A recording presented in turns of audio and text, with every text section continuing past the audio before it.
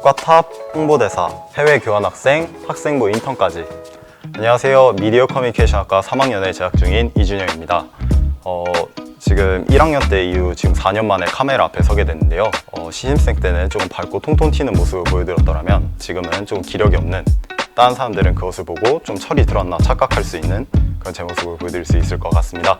네, 자세한 성적은 한번 확인을 해봐야 알 것 같은데요. 직전 학기에는 22학점을 수강해서 4.43의 학점을 받았습니다. 아쉽게도 A가 하나 나와서 4.43을 받게 됐는데, 밥상 다 채워놓고 가다가 엎은 느낌 뭔지 아시죠?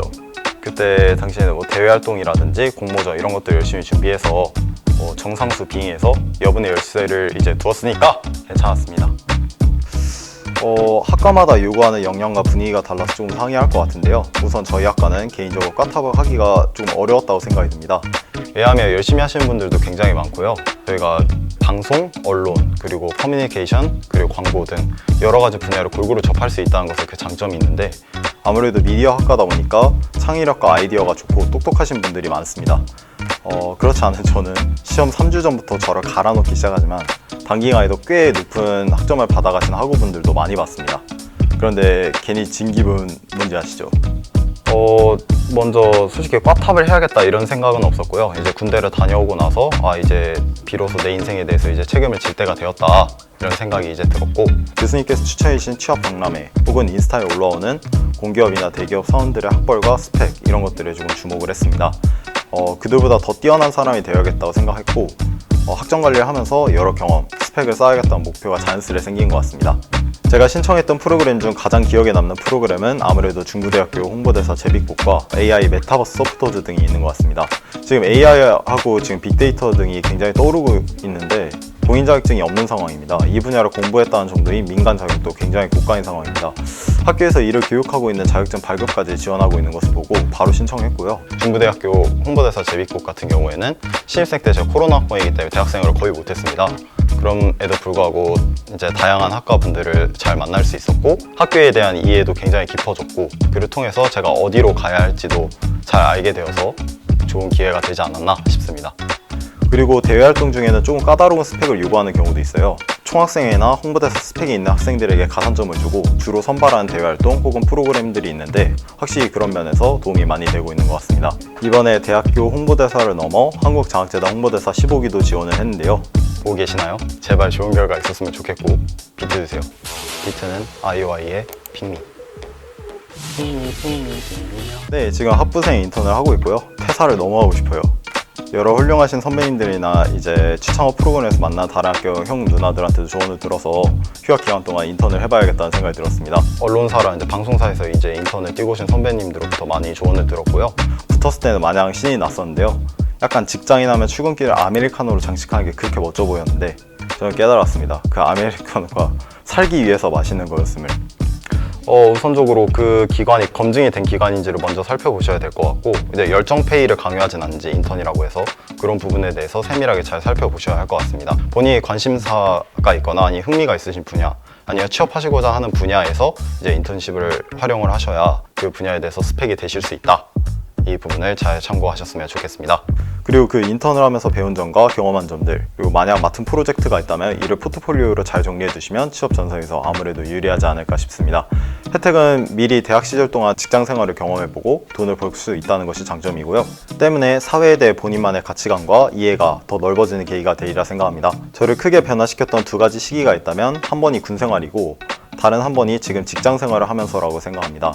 제가 가야 할 길도 정리가 어느 정도 되는 기분이고요. 지금껏 부모님이 당해왔듯 이제 지켜온 이 일상이 얼마나 고된 것이었는지 느끼는 요즘입니다. 유병재님이 소신 발언하신 게 있잖아요. 아니 무슨 다 경력직만 뽑으면 나 같은 신입은 어디서 경력을 쌓나? 이 인턴 제도를 활용하셔서 경력과 사회생활에 대한 경험을 조금 쌓아보시는 것을 추천합니다.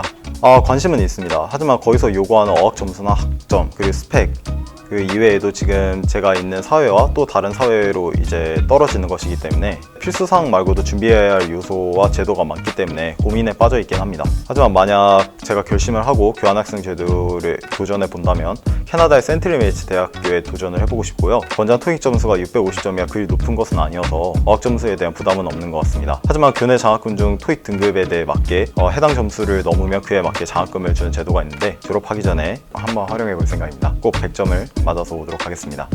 저희가 몰라요, 저는. 자꾸 묻지 마세요.